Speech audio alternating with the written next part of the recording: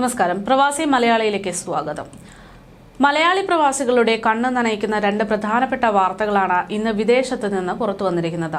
പ്രവാസ ലോകത്ത് ജീവിച്ച് പ്രാരാബ്ദങ്ങളെല്ലാം ഒതുക്കി തീർത്ത് എങ്ങനെയെങ്കിലും തിരികെ നാട്ടിലെത്താൻ കൊതിച്ച് അത് നടക്കാതെ പോയ രണ്ടുപേരുടെ മൃതദേഹങ്ങൾ നാട്ടിലെത്തിച്ചു എന്നതാണ് വാർത്ത. ഇതിൽ ഒന്നാമത്തേത് ഒമാനിൽ മരിച്ച പ്രവാസിയായിട്ടുള്ള മഹേഷുമായി ബന്ധപ്പെട്ടുള്ള വാർത്തയാണ്.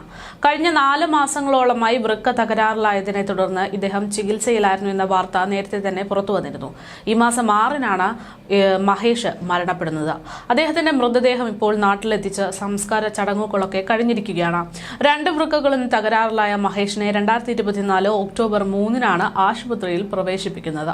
8 വർഷമായി വിസ കാലാവധി കഴിഞ്ഞ് നാട്ടിലേക്ക് പോകാൻ സാധിക്കാതെ ഒമാനിൽ കഴിയുകയായിരുന്നു മഹേഷ്. ഇതിനിടയിലാണ് മഹേഷിന്റെ ആരോഗ്യനില വഷളാകുന്നതും ഇതിനെ തുടർന്ന് ആശുപത്രിയിൽ പ്രവേശിപ്പിക്കുന്നതും. അടിയന്തരമായി ഡയാലിസിസിന് വിധേയമാക്കുകയും അനിവാര്യമായിട്ടുള്ള തുടർ ചികിത്സയൊക്കെ ആരംഭിക്കുകയും ഒക്കെ ചെയ്തിരുന്നുവെങ്കിലും വിധി നേരെ മറിച്ചായിരുന്നു. ക്രോണിക് ഡിസീസ് 5-ാം ഘട്ടത്തിലും രക്തത്തിലെ ഹീമോഗ്ലോബിന്റെ അളവ് വളരെ താഴ്ന്ന നിലയിലുമായിരുന്ന മഹേഷിനെ ആശുപത്രിയിലെ തീവ്രപരിചരണ വിഭാഗത്തിലായിരുന്നു നോക്കിയിരുന്നത്. തുടർച്ചയായി ഡയാലിസിസിലൂടെയും മറ്റ് ചികിത്സയിലൂടെയും ആരോഗ്യം വീണ്ടെടുക്കുന്ന ഒരു സാഹചര്യം ഉണ്ടായിരുന്നു. 2 മാസത്തെ ചികിത്സയ്ക്ക് ശേഷം കഴിഞ്ഞ ഡിസംബർ പകുതിയോടെ മഹേഷിന് നാട്ടിലേക്ക് വീൽ ചെയർ യാത്ര ചെയ്യാനുള്ള ആരോഗ്യസ്ഥിതിയിലേക്കൊക്കെ എത്തിച്ചേരുന്നുണ്ട്.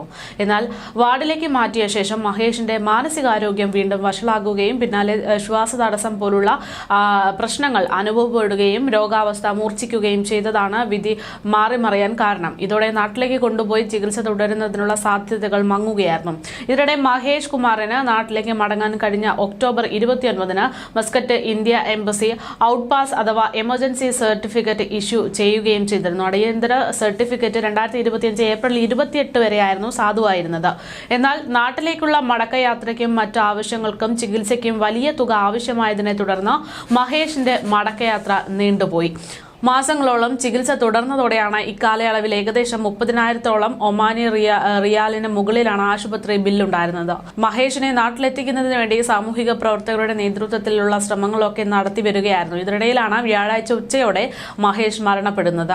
എന്തായാലും നടപടികൾ ക്രമങ്ങളൊക്കെ പൂർത്തീകരിച്ച് ഇപ്പോൾ ബന്ധുക്കൾക്ക് അവസാനമായൊരു നോക്ക് കാണാൻ വേണ്ടി മഹേഷിന്റെ മൃതദേഹം നാട്ടിലേക്ക് എത്തിച്ചിരിക്കുകയാണ്. സംസ്കാര ചടങ്ങുകളൊക്കെ നടത്തിയിരിക്കുകയാണ്. മൃതദേഹം പൂർണ്ണമായിട്ടുള്ള സംസ്കാര ചടങ്ങുകളോടെ തന്നെയാണ് സംസ്കരിച്ചിരിക്കുന്നത്. മസ്കറ്റിൽ നിന്നും നടപടികൾ പൂർത്തിയാക്കി വിമാനമാർഗമാണ് അദ്ദേഹത്തിന്റെ മൃതദേഹം നാട്ടിലെത്തിച്ചിരിക്കുന്നത്.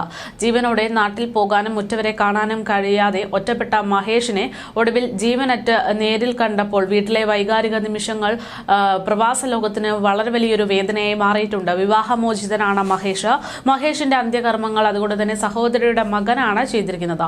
വിസയും രേഖകളുമില്ലാതെ 8 വർഷത്തിലധികമായാണ് ഒമാനിൽ ഇദ്ദേഹം പെട്ടുപോയതെന്ന വാർത്തകളും ഇതോടൊപ്പം തന്നെ പുറത്തു വന്നിട്ടുണ്ട്. സഹോദരിയും അമ്മയും അമ്മൂമ്മയും ഒക്കെ മഹേഷ് മടങ്ങി വരുമെന്ന പ്രതീക്ഷയിൽ തന്നെയായിരുന്നു കാത്തിരുന്നത്. അവർക്കേറെ വേദന നൽകുന്നൊരു സാഹചര്യം തന്നെയാണ് ഇപ്പോഴുണ്ടായിരിക്കുന്നത്. അതേസമയം രണ്ടാമത്തെ പ്രധാനപ്പെട്ട വാർത്ത എന്ന് പറയുന്നത് തിരുവനന്തപുരം തുമ്പ സ്വദേശിയായിട്ടുള്ള മരണപ്പെട്ട തോമസിന്റെ മൃതദേഹവും ഇതുപോലെ തന്നെ നാട്ടിലെത്തിച്ചു എന്ന വാർത്തയാണ്. ജോർദാൻ അതിർത്തിയിൽ സൈന്യത്തിന്റെ വെടിയേറ്റു മരിച്ച തുമ്പ സ്വദേശി തോമസ് ഗബ്രിയേലിന്റെ മൃതദേഹമാണ് നാട്ടിലെത്തിച്ചിരിക്കുന്നത്. ഇന്ന് പുലർച്ചെയോടെയാണ് ഇദ്ദേഹത്തിന്റെ മൃതദേഹം നാട്ടിലെത്തിച്ചത്. ഏകദേശം 3:30 ഇന്ന് പുലർച്ചെ തിരുവനന്തപുരം വിമാനത്താവളത്തിൽ ഇദ്ദേഹത്തിന്റെ മൃതദേഹം എത്തിക്കുകയും ബന്ധുക്കൾ അത് ഏറ്റുവാങ്ങുകയും ചെയ്തത്.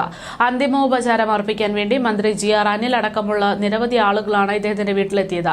മൃതദേഹം തുമ്പ സെന്റ് ജോൺസ് പള്ളിയിൽ സംസ്കരിച്ചു.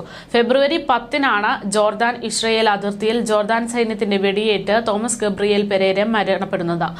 ജോർദാനിൽ നിന്ന് ഇസ്രയേലിലേക്ക് കടക്കാനുള്ള ശ്രമത്തിനിടെയായിരുന്നു ഇങ്ങനെയൊരു സംഭവം നടന്നത്. ഒപ്പമുണ്ടായിരുന്ന ബന്ധു എഡിസൺ പരിക്കേറ്റ നിലയിൽ തിരികെ നാട്ടിലേക്ക് നേരത്തെ തന്നെ എത്തിയിരുന്നു. ലാഭകരമായിട്ടുള്ള ജോലി വാഗ്ദാനം ചെയ്തത് ജോർദാനിലേക്ക് ആകർഷിച്ചു എന്നും അവസരം ലഭിക്കാത്തപ്പോൾ അദ്ദേഹം ഇസ്രയേലിലേക്ക് കടക്കാൻ ശ്രമിച്ചു എന്നുമാണ് കുടുംബം BBC-യോടക്കം പ്രതികരിച്ചിരുന്നത്. 47-കാരനായിട്ടുള്ള പെരേരയ്ക്കൊപ്പം അദ്ദേഹത്തിന്റെ സഹോദരി ഭർത്താവ് കൂടെയായിട്ടുള്ള എഡിസണും പോയിരുന്നു. സംഭവത്തിൽ പരിക്കേറ്റ എഡിസൺ ആശുപത്രിയിൽ ചികിത്സ തേടി 18-ാം ദിവസമാണ് ജയിലിൽ നിന്ന് പുറത്തു വരുന്നത്. 18ഓളം ദിവസം ജയിലിൽ കഴിഞ്ഞതിന് ശേഷമാണ് തന്നെ വിട്ടതെന്ന് പ്രവാസി മലയാളിയോടും എഡിസൺ പ്രതികരിച്ചിരുന്നു. ഇരുവരും നാട്ടിൽ ഓട്ടോറിക്ഷ ഡ്രൈവറായിട്ടായിരുന്നു ജോലി ചെയ്തിരുന്നത്. എഡിസൺ പറയുന്നതനുസരിച്ച് ജോർദാനിൽ 3,50,000-ത്തിലധികം രൂപ പ്രതിമാസ ശമ്പളത്തിൽ ഒരു ഏജന്റ് അവർക്ക് ബ്ലൂ കോളർ ജോലി വാഗ്ദാനം ചെയ്തു എന്നാണ് മനസ്സിലാക്കാൻ സാധിക്കുന്നത്.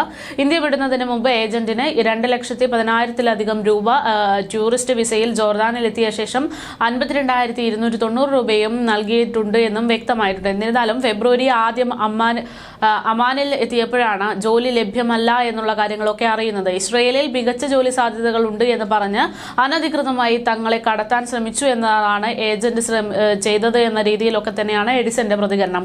ഫെബ്രുവരി 10-ന് പെരേരയും എഡിസണും ജോർദാനിലെ ഇസ്രയേൽ അതിർത്തിയിലേക്ക് മണിക്കൂറുകളോളം സഞ്ചരിക്കുകയും ഒരു സംഘത്തിൽ എത്തിച്ചേരുകയുമായിരുന്നു.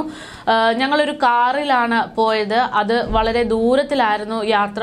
ഉച്ചയ്ക്ക് 2 മണിക്കാണ് ഞങ്ങൾ കാറിൽ കയറിയതെന്നും അർദ്ധരാത്രിയോടെ മാത്രമാണ് തങ്ങളെ ഈ സ്ഥലത്ത് എത്തിച്ചതെന്നും പിന്നീട് ഒരു പ്രദേശത്തിലൂടെ കിലോമീറ്ററുകളോളം നടക്കാൻ വേണ്ടി ഞങ്ങളെ നിർബന്ധിച്ചു എന്നും എഡിസൺ വ്യക്തമാക്കിയിട്ടുണ്ട്.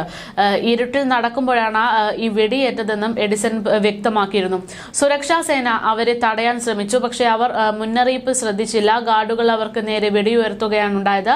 ഒരു വെടിയുണ്ട മിസ്റ്റർ തോമസിന്റെ, അതായത് മരണപ്പെട്ട തോമസിന്റെ തലയിലാണ് തറച്ചത്. അദ്ദേഹം സംഭവ സ്ഥലത്ത് തന്നെ വെച്ച് മരിച്ചു എന്നാണ് എഡിസൺ പറഞ്ഞത്. എന്തായാലും ഇപ്പോൾ ഇരുവരുടെയും മൃതദേഹം നാട്ടിലെത്തിച്ചിരിക്കുകയാണ്. സംസ്കാര ചടങ്ങുകളൊക്കെ നടത്തിയിരിക്കുകയാണ്. എന്തായാലും പ്രവാസ ലോകത്തേക്ക് പോകുന്ന അല്ലെങ്കിൽ പ്രവാസ ലോകത്ത് കഴിയുന്ന ഓരോ മലയാളികൾക്കും ഏറെ വേദന നൽകുന്ന ഒരു വാർത്ത തന്നെയാണ് ഇത്.